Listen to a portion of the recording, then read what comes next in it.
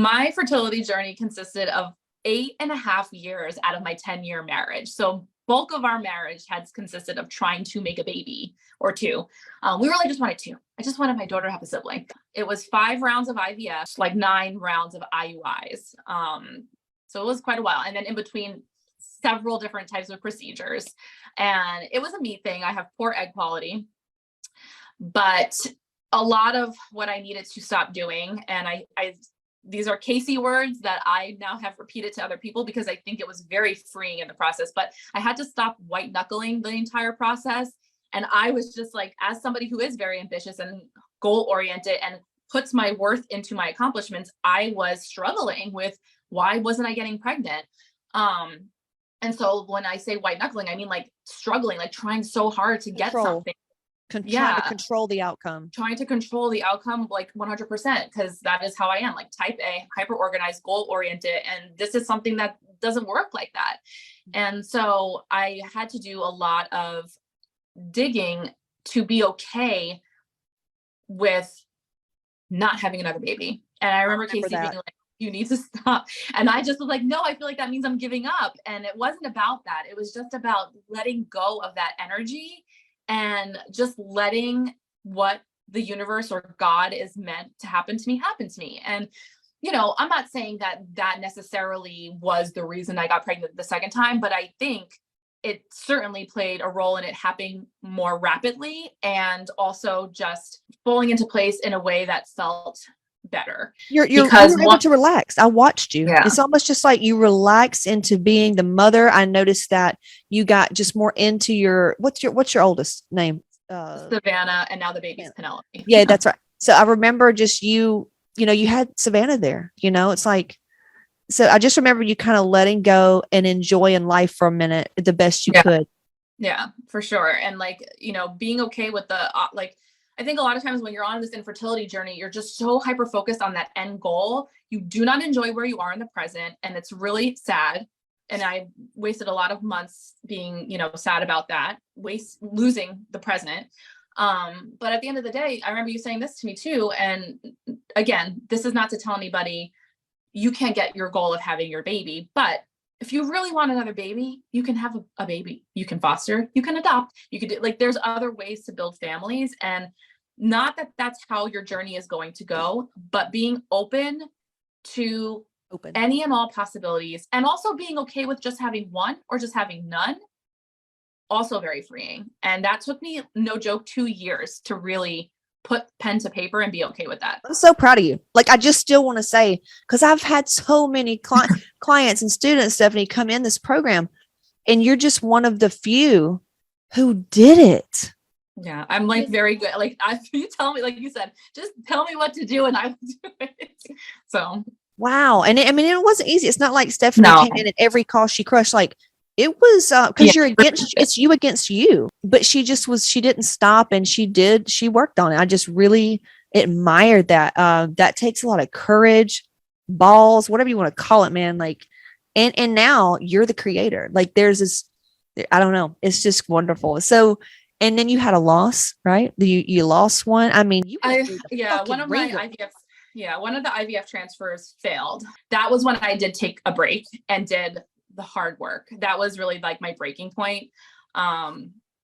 We took a 3-month break. We went on a family vacation. And that's when I actually went and sat and did all the journaling that you had been telling me to do for like a year and plus.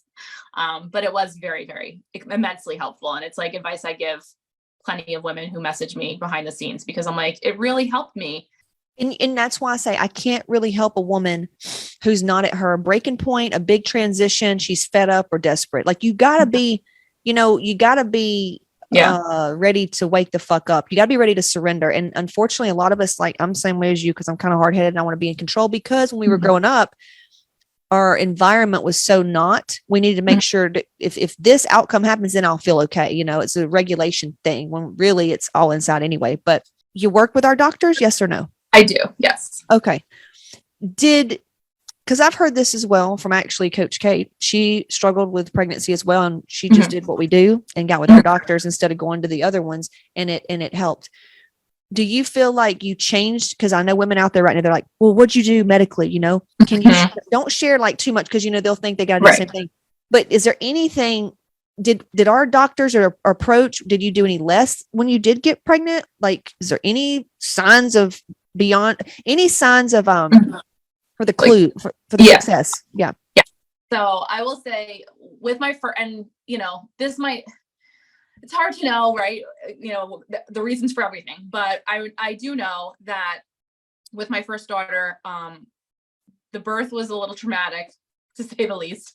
And I did not get to breastfeed her. And it was something I wanted to try. I wasn't, hell bent on making it work, but it was something I wanted to see if it would work. Absolutely. And it did not work. It was like a no-go. And it was a big struggle. And I had like no supply, and that was just a mess. With Penelope, so worthless. Did you feel? Yeah. Again, I was like, great, I'm not enough. There you go. But yeah, so that was a little bit rough, but we move forward and fed his best, and that's wonderful. But with Penelope, again, I said, I want to try again. I've learned a lot more. Take 2, like, let's see. I'm now working with these doctors. I wasn't working with them back then. We're managing my thyroid in a different way. And, we know, like, now I know, because the way we're treating my thyroid is definitely not how we were treating it back then. And I was deficient in certain things, and, adrenal wise, there's just a lot that we do now differently to help support me and what's going on inside. So I am now 3 months postpartum, and she's exclusively breastfed, and I have a great supply. Yeah. And so it's just great. Like, even my husband the other night, we were just laughing because he's like, it's just so wild that, like, you have done this for 3 months and there's like no sign of us needing to stop. And like, my thyroid numbers are in a great place, because a lot of women who do struggle with breastfeeding, it's because their thyroid's not balanced. And I didn't even know that.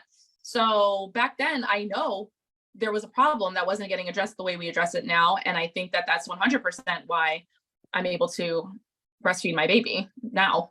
So that's good. Isn't it sweet that these babies, and Grady was my first, and I already see trauma where I was just a very unhealed mom with them.